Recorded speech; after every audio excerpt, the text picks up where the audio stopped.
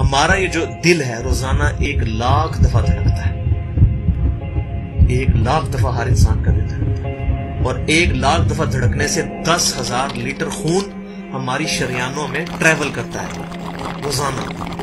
اور ہماری شریانیں جو ہیں، وینز جو ہیں، ان کو اگر جوڑا جائے تو 1,00,000 کلومیٹر بنتی ہیں. 2.5 چکر پوری زمین کے بن جائیں ہر انسان کی شریانیں اگر جوڑی جائیں. ان ساری شریانوں میں جو خون ٹریول کرتا ہے دل کے ذریعے، کیا یہ خود بخود ہو رہا ہے؟ پھر اس کے بعد اس چیز کے اوپر غور کریں کہ ہمارے جو گردے ہیں روزانہ 25 دفعہ ڈائلیسس کرتے ہیں. ایک ڈائلیسس کی قیمت مارکیٹ میں تقریباً 3,500-4,000 روپے ہے. 4,000 کو آپ 25 سے ضرب دیں، 1,00,000 روپے کا کام ہمارے گردے مفت روزانہ کر رہے ہیں بغیر کسی تکلیف کے. ڈائلیسس کروانے کے لیے تو ٹائم دینا پڑتا ہے، تکلیف کاٹنی پڑتی ہے. یہ ہمارے گردے خود بخود چل رہے ہیں. کیا زمین و آسمان کی ساری مخلوقات مل کے جس بندے کے گردے فیل ہو جائیں وہ گردے چلا سکتی ہیں دوبارہ؟ یا دل فیل ہو جائے تو دل چلا سکتی ہیں؟ یہ کوششیں ہوتی ہیں، بیٹری لگاتے ہیں، لیکن وہ کہتے ہیں کہ دل چل رہا ہے لیکن جان ختم ہو چکی ہے.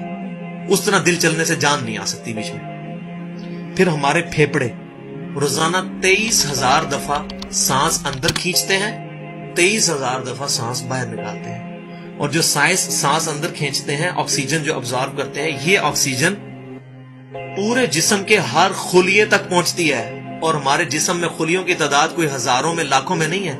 ایک انسان کے جسم میں 100 ٹریلین خلیے موجود ہیں.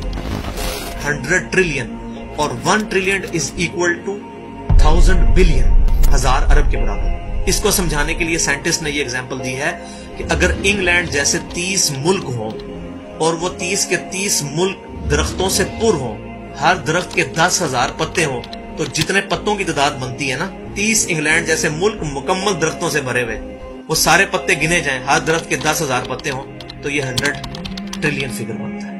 اتنے خلیوں تک آکسیجن روزانہ پہنچتی ہے، جسم کے اندر خلیے موجود ہیں. اور ہر خلیہ ایک پرفیکٹ فیکٹری ہے، پاور جنریشن پلانٹ اس کے اندر لگا ہوا ہے، وہ اپنی خوراک تیار کرتا ہے. ہر خلیہ اس تک آکسیجن پہنچتی ہے، خون کا نظام پہنچتا ہے. یہ سارے کا سارا کمپلیکس سسٹم کیا خود بخود ہو رہا ہے؟ زمین و آسمان کی ساری مخلوقات مل کے یہ کام نہیں کر سکتی، جس کے بارے میں ہمیں وہم ہو گیا شاید یہ خود بخود ہو رہا ہے. پھر اپنی آنکھوں کے اوپر غور کریں.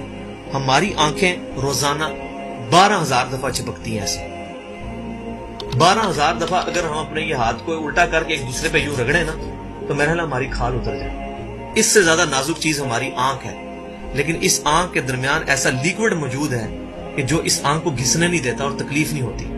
وہ لیکوڈ تھوڑا سا زیادہ ہو جائے تو خام خواہ ہمارے آنسو بہنے شروع ہو جائیں. جیسے ہمارے گلے میں بھی تھوک موجود ہے، یہ تھوڑا سا زیادہ ہو جائے تو رال ٹپکنی شروع ہو جاتی ہے. کئی لوگوں کو آپ دیکھتے ہیں بیماری ہوتی ہے، ایک زیادہ مقدار میں ہو جائے تو رال ٹپک جائے، کم ہو جائے تو ہم بول نہ سکیں، ہمارا گلا خشک ہو جائے. یہ اتنا کمپلیکس نظام خود بخود ہو رہا ہے.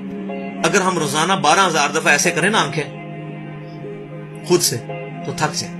لیکن یہ بلا ارادہ یہ ساری کی ساری چیزیں کسی کنٹرولنگ اتھارٹی نے اس کو ٹائنیسٹ ڈیٹیل تک کنٹرول کیا ہے کہ جو ہمارے اختیار سے باہر خود بخود ہماری آنکھیں چل رہی ہیں.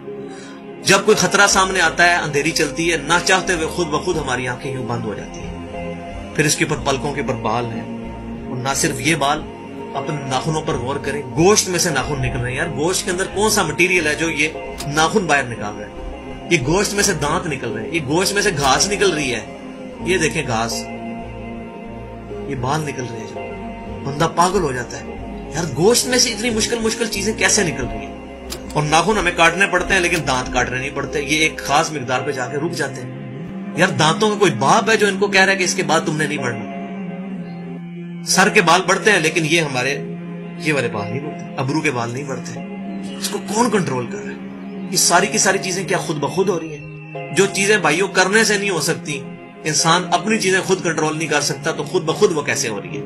اس سے بڑی تو بیوقوفی اور کوئی چیز نہیں. پھر سب سے مشکل جو انسٹرومنٹ ہمارے دماغ جو ہے، ہمارے دماغ کے اندر 10 ارب خلیے ہیں، اور جو دماغ کے اندر جو ہمارے کنیکشنز ہیں وہ 100 ٹریلین ہیں، equivalent to the quantity of cells in human body. جو میں نے بتایا تھا انگلینڈ جیسے 30 ملک ہوں، وہ والی ایگزامپل دی، وہ سیم اتنے کنیکشنز دماغ کے اندر ہیں. ہمارے دماغ کے اندر 1 منٹ کے اندر 10 لاکھ چین ریئیکشنز ہوتے ہیں جن کی وجہ سے دماغ کام کرتا ہے. ایک کنیکشن بھی ان 100 ट्रिलियन कनेक्शन में से डिस्टर्ब हो जाए, हमारा दिमाग काम नहीं कर सकता। इतनी टाइनीस्ट डिटेल तक दिमाग को जो कंट्रोल किया है, ये क्या दिमाग खुद ब खुद अपने आप को कंट्रोल कर रहा है? जमीन और आसमान की सारी मखलूकात मिलके एक बंदे का दिमाग नहीं चला सकती अगर उसका दिमाग खराब हो जाए या कनेक्शन डिस्टर्ब हो जाए। ये अक्सर लोगों को ऐसा मसला होता है कि कहते हैं जी खून आ गया इसको और ये दिमाग जो है इसकी शरीयान फट गई, ये हो गया। तो ये जो 10 लाख पर मिनट रिएक्शंस हो रहे हैं, इनकी वजह से हमारे पूरे जिस्म का जो निजाम चल रहा है, हमारे सूंघने की हिस्स, हमारे चखने की हिस्स, हमारी देखने की हिस्स, बाकी सारे नर्व्स का सिस्टम जो है ये दिमाग कंट्रोल करता है इन्हीं रिएक्शंस के थ्रू। फिर इंसान अपनी रिप्रोडक्शन पर गौर करे कि इंसान पैदा किससे हुआ है? मनी के एक कतरे से।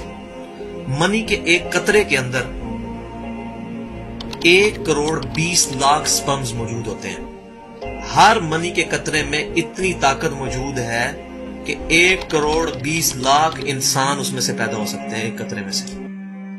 और उन 1 करोड़ 20 लाख स्पर्म में से सिर्फ एक स्पर्म जो है वो गाइड होता है। वो एक पूरी स्टोरी है, अगर मैं सुनाऊं उसके लिए घंटों चाहिए।